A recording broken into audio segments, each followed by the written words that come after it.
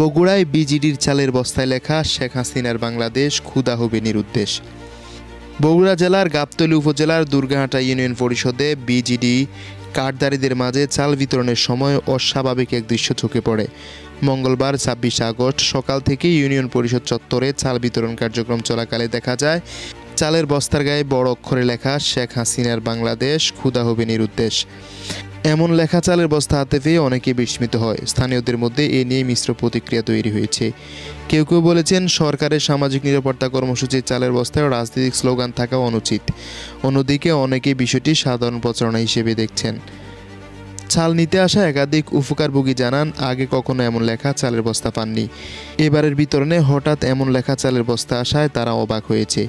এই বিষয়টি দুর্গাহাটা ইউনিয়ন পরিষদের চেয়ারম্যান বা স্থানীয় প্রশাসনের কোনো কর্মকর্তা বক্তব্য পাওয়া যায়নি। তবে ঘটনাটি নিয়ে এলাকায় ব্যাপক আলোচনা ও কৌতূহল সৃষ্টি হয়েছে। Desk report, Bartadesh news, Dhaka.